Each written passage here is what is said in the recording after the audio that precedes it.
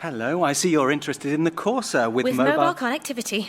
Exactly. And advanced European engineering for a fun dynamic drive. All for just £149 initial rental, then £149 a month. Really? Search Corsa Energy. Vauxhall. British brand since 1903. Personal contract hire offer on Corsa 3-door Energy 1.4 75 PS in metallic paint. Initial rental £149 plus 47 months at £149. Excess miles over contracted mileage of 20,000 over 48 months, charged at 5 pence per mile. You will not own the car. T's and C's apply. Offer ends March 31st, 2018. Offer not available with free insurance. Gamertag Radio presents E3 2016 coverage. Hosts Danny Pena, Paris Lilly, and Peter Toledo are direct from the convention center floor. That daily interview, roundtable discussion, all the latest gaming coverage, developer interview, the latest news from the crew. A Gamertag Radio exclusive. E3 is one of the biggest events for Gamertag Radio, and you don't want to miss this. Here we go. E3 2016 coverage starts now. All right, so we're wrapping up. Is this even day one, or is this? What do we consider this? The media briefing days. This is still pre-E3, so we're wrapping up the final day of pre-E3 Monday night here in Los Angeles, California. E3 2016. I'm here with Pete. Danny is technically here, but Danny's not going to talk. Hey. Well, there you go. So I, after the Sony press conference, had the pleasure to go over to the Ubisoft lounge and check out some games over there, while Danny and yourself went over to the Xbox showcase and you grabbed some interviews there as well. So, Pete, why don't you talk about some of those interviews that you got, what people can expect? So, I don't know what order Danny's going to put them in, so I'm just going to throw them out there. We had an opportunity to speak with, I believe, the creative director of Forza Horizon 3. We got a chance to speak with one of the developers from Sea of Thieves, and I think my personal favorite was speaking to the bearded giant, Rod Ferguson, for Gears of War 4. Nice. So we also had a chance to interact with a couple of community members, Southbound. We saw Esco from the MVP group, as well as Marcus.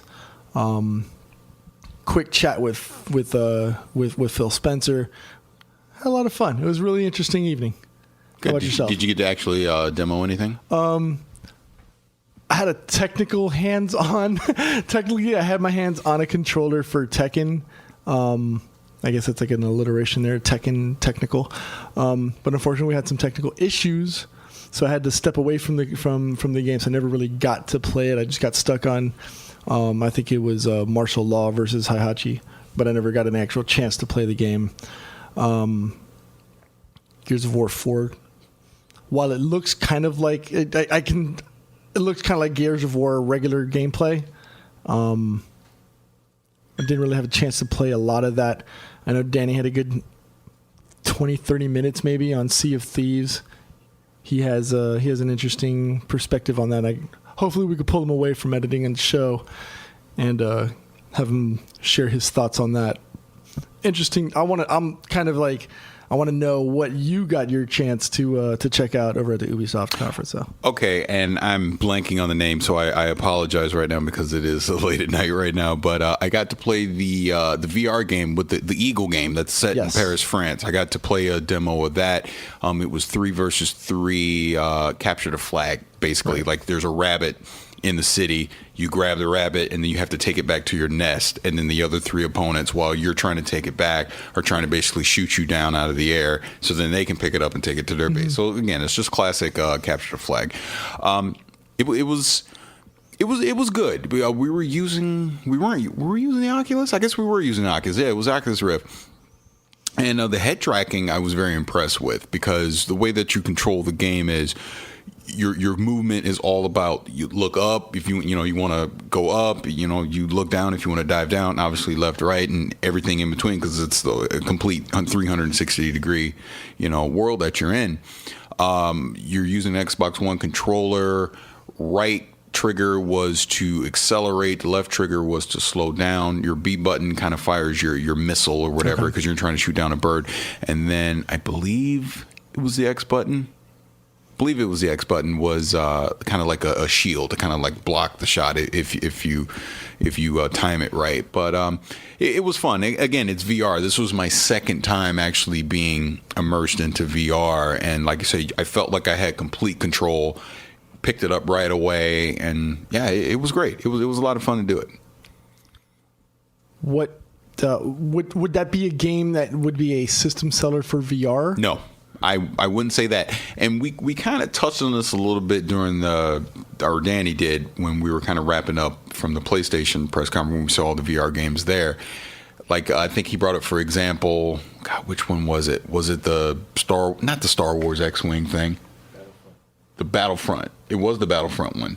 Where and it was the point I'm trying to make is where you're seeing these things that aren't a full game. They're just kind of like a technical demo, a potential of what it is.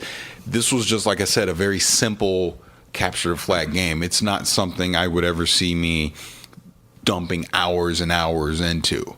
Playing, you know what I mean? It's something like, oh wow, this is really cool. I'm in Paris, France, and I'm an eagle flying around, and I can dive and go between trees and go high up in the sky. Go to the Eiffel Tower, things like that.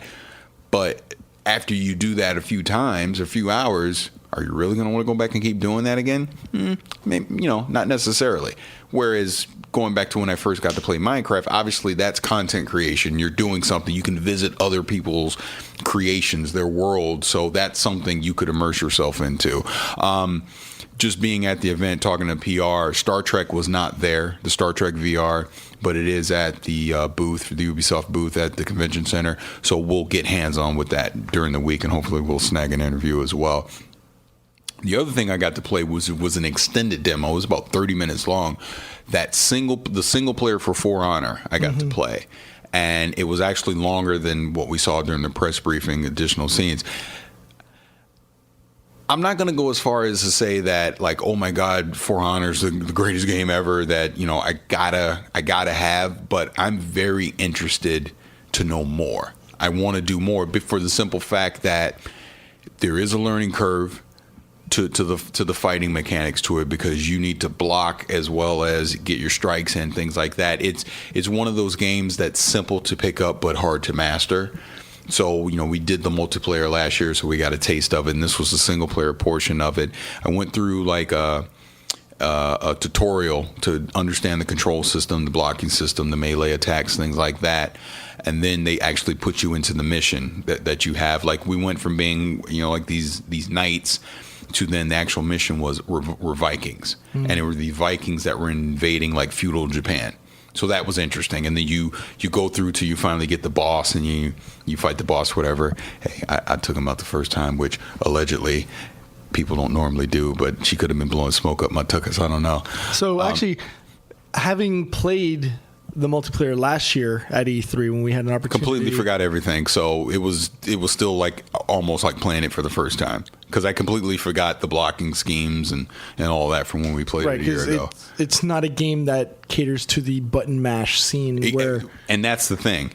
You can roll into it like a button masher, but as you start progressing up and get to some of the harder enemies, and I'm not even talking about the boss characters, I'm just talking about as you're trying to go through the level, that doesn't work, because you need to lock on. Because like when it's just the simple soldiers, you don't need to lock onto them. You can kind of just melee, swipe, get them out of the way. But then you get to kind of like those mid-tier enemies. You need to actually lock on them and engage with them. You need to block, parry. There's a move you can do, and it's with the square button, because you're using PlayStation 4, where you can kind of almost tackle them, and you can pick them up and carry them and slam them on the ground, because you basically break their defense, and then they're dizzy, and then you can swipe them. So that, again, those type of mechanics go into it. So it's very simple at first, but it can get very complicated, especially when there's multiple enemies that you're engaged with at once. And your AI characters can also be engaged with them, so you kind of got to try and leverage them as well. So that's what I'm saying. By the end of the demo, it was starting to click for me. I'm like, okay, now I see how you do it. And there's power-ups you can get as you're going through. There's additional health you can pick up, and you can map those to the D-pad, for like quick access to them, things like that. So it's in, and graphically looks great, and all that. Level design was really good. It's something different that we're normally used to. 'Cause we're used to having a gun or something. Like now we got swords and it's melee combat. So I do wonder if people will get engaged with this, but I think once you actually understand the fighting mechanics of it, it can be a lot of fun. I definitely had a lot of fun playing the single player. Good to know. So, and I want to go back to your Oculus experience. Got a chance to play a little bit of the Minecraft with the Oculus, and it kind of opened my eyes. I know last year, I believe it was you that had you were kind of intrigued with Oculus, meaning or with VR meets Minecraft. Well, it was at the Spring Showcase this year. Okay, that's when I played that's when it was. Yeah. Okay.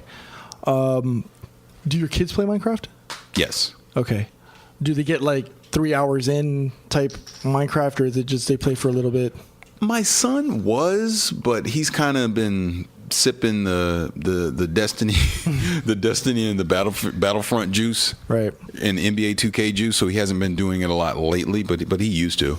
Okay. So in the times that I've played Minecraft with my daughter, and it's usually one of those bonding moments with my daughter. I mean, my daughter's 12, so she's about that age, right? It was one of those, like, I'd be watching either her play or I'd be playing Minecraft, and I'd kind of get that queasy stomach sensation because you kind of lose track of where she's going. Sometimes she's going too quickly for your eyes to follow. Actually, I did it. It's funny. I did it on a Surface with Oculus, and it played remarkably smooth, first off. Second, I didn't get the queasy feeling. And right. That's what caught me a lot by surprise, because I know last year, and maybe it's because it's the game type, it's not that free-flowing, roaming around kind of like, because I know I kind of got a little queasy with Elite Dangerous last year with Oculus, but I didn't get that, and I don't know if maybe that's a software tweak where, you know, they're able to track your head movements just not as nausea-inducing. Well, that's why I keep saying with the Eagle game, the fact that you have the sensation of you're flying around, diving and climbing and all that, and it's all head tracking, and I never once felt out of sorts or anything. So, I mean, yeah, I do think there's some software tweaks in there that's fine-tuning that head tracking. Yeah, and Minecraft, I mean, it's always been fun on that base level of, you know, like getting going and doing your own little construction and tapping into that creative vein that everybody has. While not everybody has, you know, they're able to flourish in that creative mode. A lot of people, you know, it's basic building little squares and rooms and houses, and it was a lot of fun. I really enjoyed it. It's kind of eye-opening for me with the applications, more so of what you can do with a game like that. And then going into the Eagle Hunt game, like I really wish we could remember what the name of that game was now. Right. That looks like a lot of fun. And then moved over to, I want to say, Sea of Thieves. Again, that's one of those games that's a lot of fun in a group environment.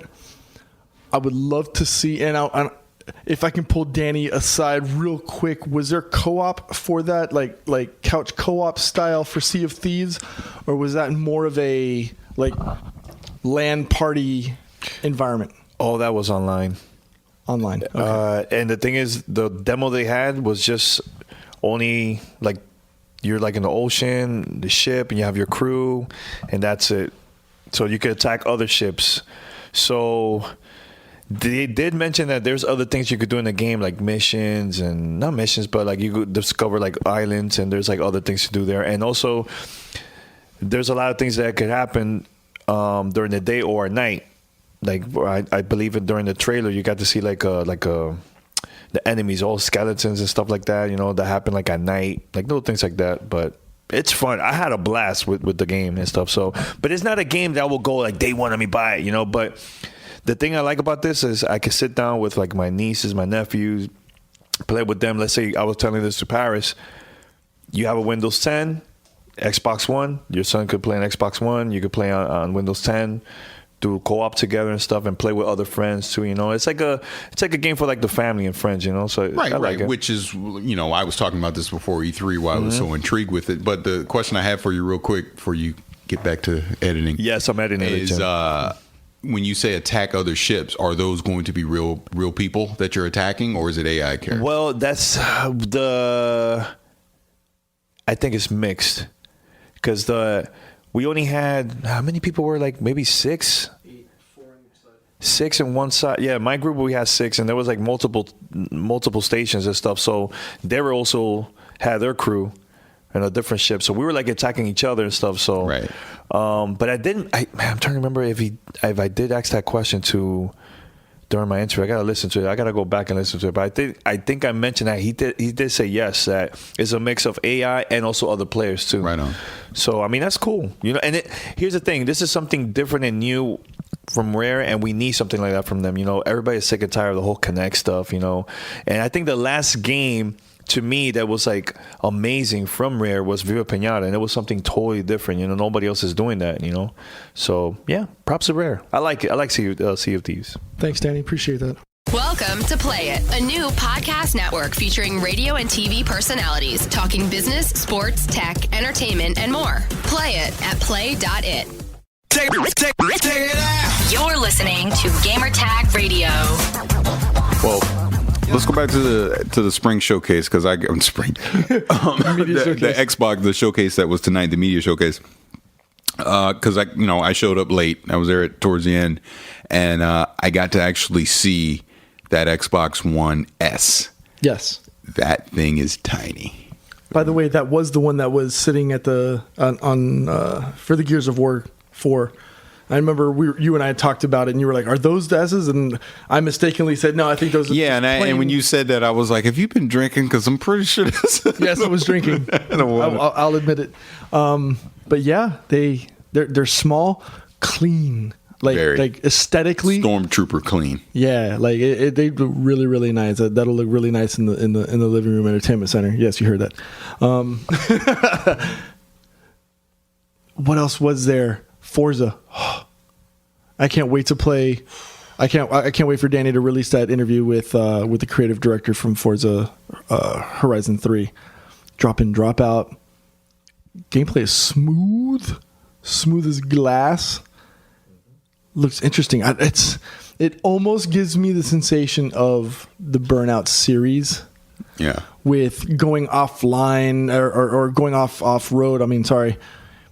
It was a lot of fun. Like it looks like it could finally bring that arcade racer with a lot of fun experiences. It kind of reminded me of a very polished Blur. Nice. Obviously without the power ups, right. and I think that's something that's really missing from the racing community. As you'll hear in the interview, that when it comes out, there's full support for throttle and steering wheels,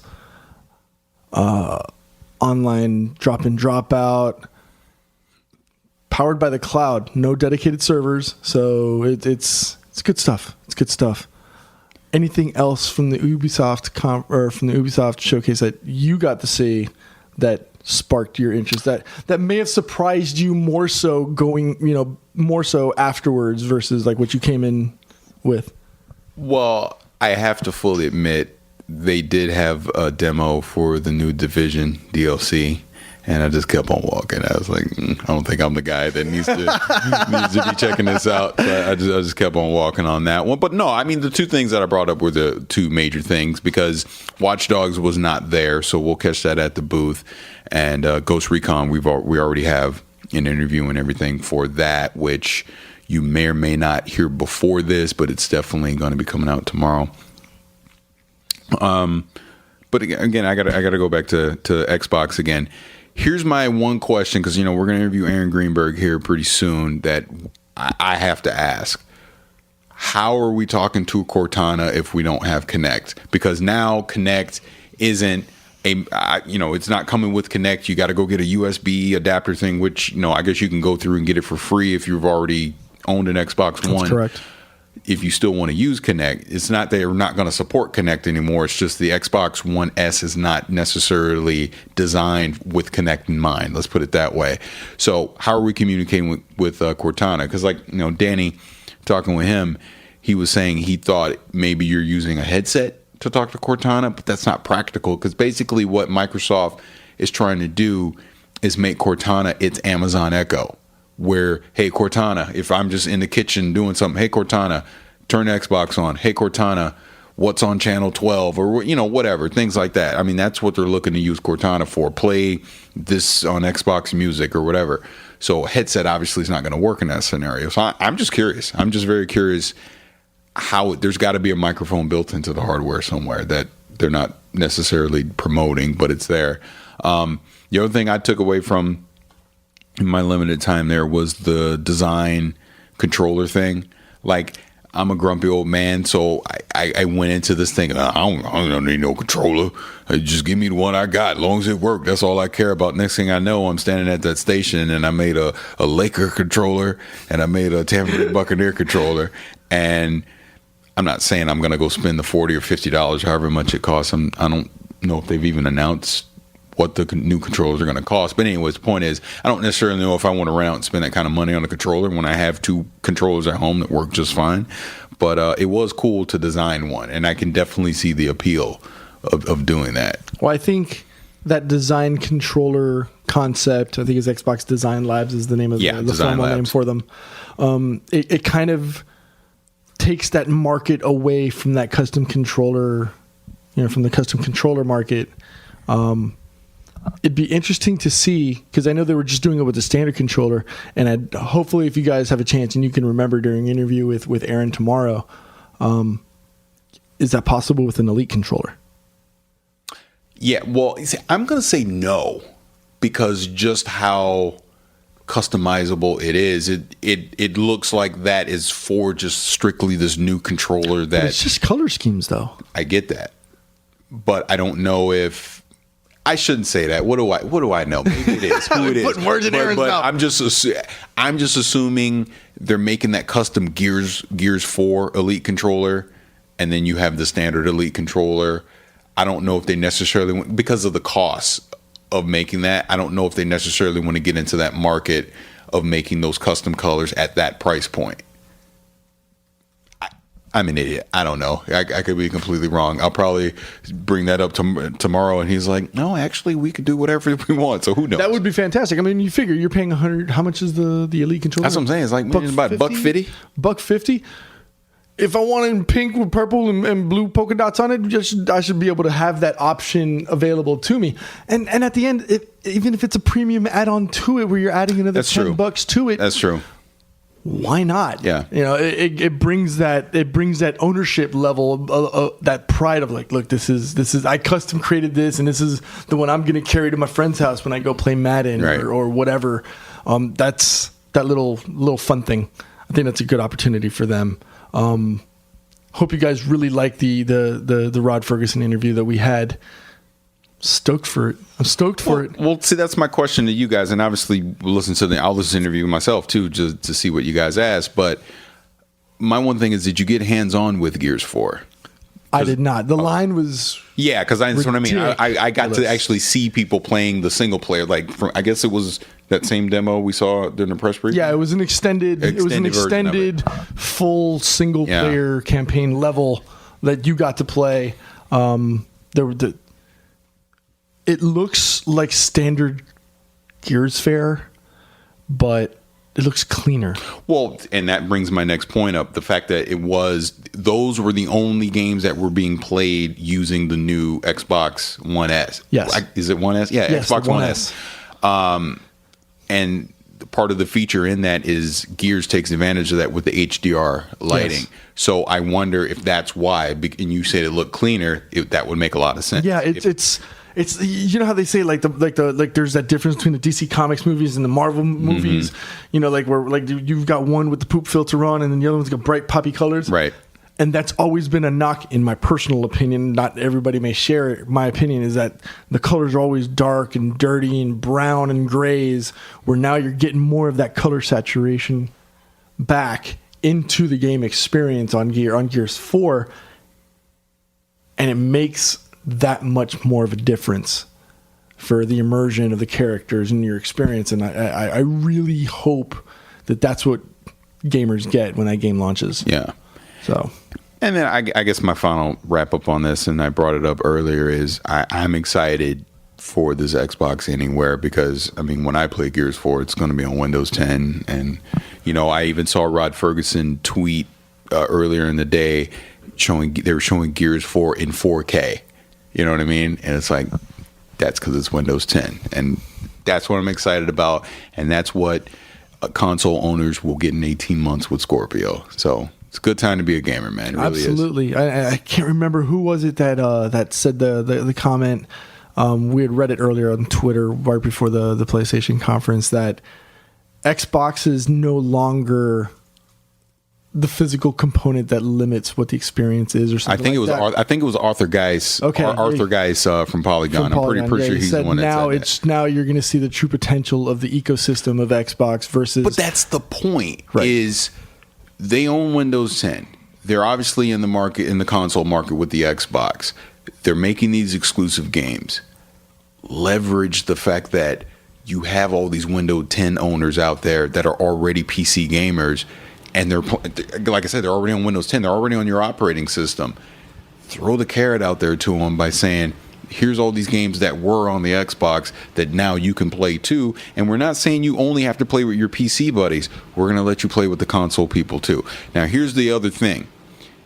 Do you need an Xbox Live Gold account if you're on Windows 10 to be able to take advantage of that? I'm assuming yes. Wow. That is my natural assumption.